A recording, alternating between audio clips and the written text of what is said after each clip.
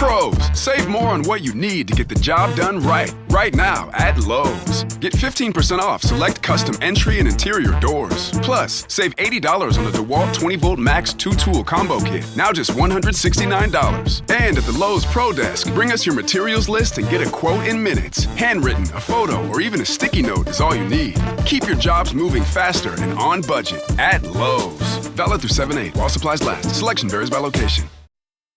Hey listeners, this is Peter and welcome back to the History Shorts. Today's episode is brought to you by the Podcast Republic, your ultimate listening app. Discover and subscribe to thousands of podcasts from around the world. Download Podcast Republic today, available on Google Play and the Apple App Store. Today on History Shorts. In Austin, Minnesota in 1937, a food company called Hormel had a problem. They had too much pork shoulder. The pork shoulder, the less desirable cut of the pig, cheaper and harder to sell than the premium cuts, was piling up in their processing facility with nowhere to go. Someone had an idea. Grind it up, mix it with salt, water, sugar, and sodium nitrate. Cook it, seal it in a 12-ounce can. The result was a non-perishable slab of pink processed meat that could sit on a shelf for years without refrigeration. They called it Spam. As the story goes, J. Hormel crossed the words spice and ham to name the invention. Nobody present in Austin, Minnesota that day had any idea that they had just created one of the most culturally consequential food products in human history. Our history brief today returns to today in context and an attempt at answering the question whether we are living through another Gilded Age.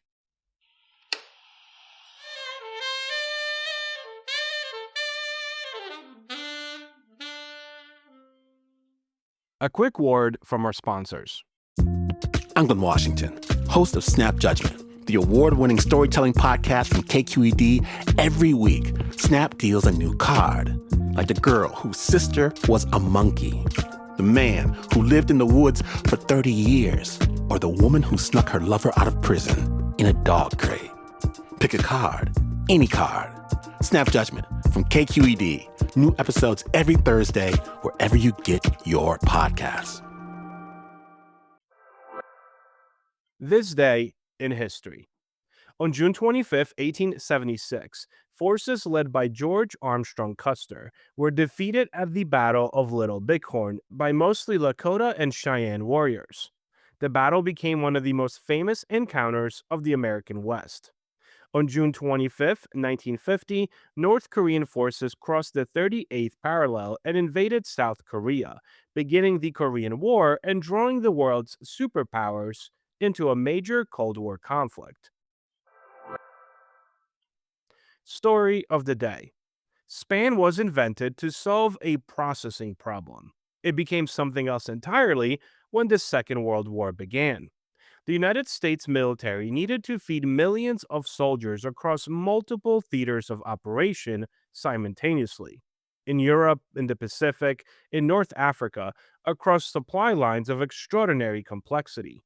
They needed food that was cheap, calorie-dense, protein-rich, shelf-stable, and could be transported without refrigeration across thousands of miles to wherever American soldiers happened to be. Spam met every requirement. Through the Land-Lease program during World War II and subsequent post-war aid efforts, Spam was introduced to countless nations. It fed American soldiers. It fed Allied soldiers. It fed civilian populations in occupied and liberated territories. Soviet Premier Nikita Khrushchev later credited Spam with helping feed the Red Army during the war, a claim that, whatever its precise accuracy, captures something real about the scale of Spam's wartime distribution.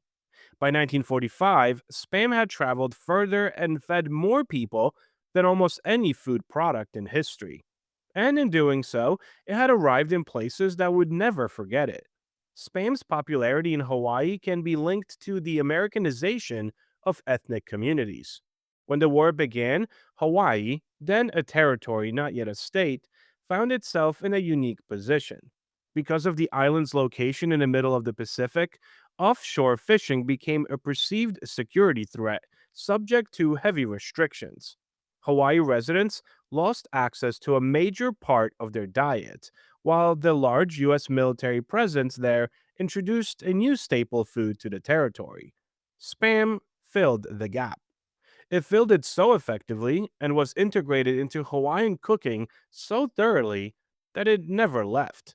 More spam is consumed per person in Hawaii than in any other state in the United States. Almost 7 million cans of spam are eaten every year in Hawaii. Spam musubi, a slice of grilled spam on a block of rice wrapped in nori, is credited to Barbara Funamura, a Japanese American woman from Hawaii who created one of the most beloved snack foods in the Pacific. It is sold at gas stations, convenience stores, and fine dining restaurants across Oahu. It is on the McDonald's breakfast menu in Hawaii. A product invented to use surplus pork shoulder in Minnesota had become, within a generation, an expression of Hawaiian cultural identity. The Korean Peninsula tells a different version of the same story, and a much darker one. During the Korean War, people would rummage through the leftovers of the American military bases and create a dish using items that they found. The dish, known as army stew, combines traditional Korean ingredients such as kimchi and rice cakes with American novelty like spam and American cheese. The stew was born from scarcity and occupation, a dish created by people who had access to American military surplus because American forces were stationed in their country. It is tinged with a certain amount of sadness, as one Korean chef put it. It is also delicious, celebrated and now served in Korean restaurants from Seoul to New York. South Koreans consume more spam than the residents of any other country besides the United States. Spam is given as a gift in South Korea, presented in elaborate premium gift sets at Lunar New Year and the Autumn Harvest Festival. A product associated in the Western imagination with poverty and low quality food is a luxury gift item. The cultural journey of Spam across the Pacific is a story about how food carries history, about how the circumstances in which people first encounter an ingredient shape what the ingredient means to them forever afterward. I should also mention that Spam gave the world something it did not expect: its name. Spam inspired the term spam for unwanted emails, derived from a famous Monty Python sketch in which spam is listed on the menu so many times, repeated so relentlessly, that it drowns out everything else. The sketch became a metaphor for unwanted repetitive communication. The metaphor became a word. The word is now used billions of times a day by people who have never eaten spam and have no idea where the term actually came from. As of 2026, over 9 billion cans of spam have been sold throughout the world. 9 billion cans. The history brief. When people talk about today's economy, a comparison comes up again and again. We're living through another Gilded Age. But what exactly does that mean? And is the comparison actually fair? To answer that, we need to go back to the original Gilded Age, a period that stretched roughly from 1870s to the early 1900s. The term itself came from a satirical novel by Mark Twain and Charles Dudley Warner. Gilded refers to something covered in a thin layer of gold, beautiful on the surface, but often hiding something less attractive underneath. And that perfectly captures the era. The United States experienced explosive economic growth. Railroads connected the country, factories transformed industry, new technologies changed daily life. Fortunes were made on a scale the world had rarely seen. Men like John D. Rockefeller, Andrew Carnegie, and J.P. Morgan accumulated staggering wealth. But beneath the prosperity were growing inequalities. Factory workers endured long hours and dangerous conditions. Child labor remained common. Political corruption was widespread. Wealth became concentrated in the hands of a relatively small number of individuals. Any of that sound familiar? That's why so many historians, economists, and journalists draw parallels to today. Over the past several decades, the United States has experienced another period of enormous technological transformation. The internet, smartphones, artificial intelligence, and digital platforms have created new industries and generated extraordinary wealth. Much like the railroad barons of the 19th century, modern tech entrepreneurs have built companies that shape daily life for billions of people.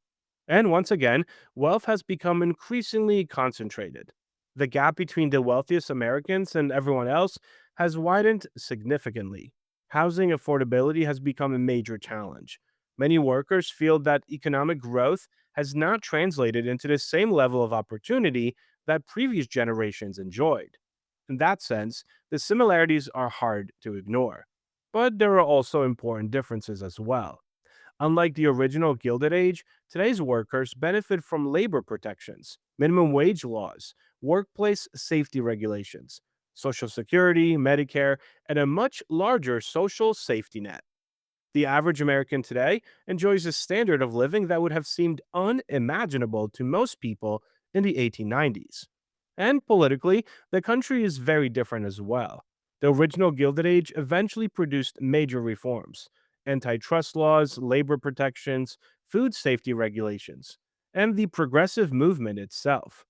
Many of the institutions Americans rely on today were created in response to the problems of that earlier era, which raises kind of an interesting possibility. Maybe the better question isn't whether we're living through another Gilded Age. Maybe it's whether we're approaching another progressive era. Historically, periods of rapid economic change often create tensions that eventually lead to political and social reforms. The Industrial Revolution produced one set of challenges. The Digital Revolution may be producing another. And that's why historians find this comparison so useful. Not because history is repeating itself exactly, but because it reminds us that debates over wealth, inequality, technology, corporate power, and economic opportunity are certainly not new. Americans have argued about these same issues before. The names have changed, the industries may have changed, the technology has certainly changed, but the underlying questions remain remarkably familiar. Who benefits from economic growth? Who gets left behind? And how much inequality is a society willing to accept? Those were the questions of the first Gilded Age, and they may be the defining questions of ours as well. Thank you so much for spending some time with me today and helping make this little show such a mighty success.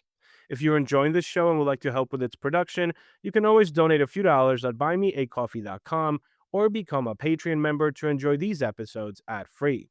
Both links can be found on our website at www.historyshortspodcast.com. And don't forget to check out our YouTube channel where we have different videos and series that are not part of this main feed. Have a great rest of your day, and I will talk to you all again tomorrow.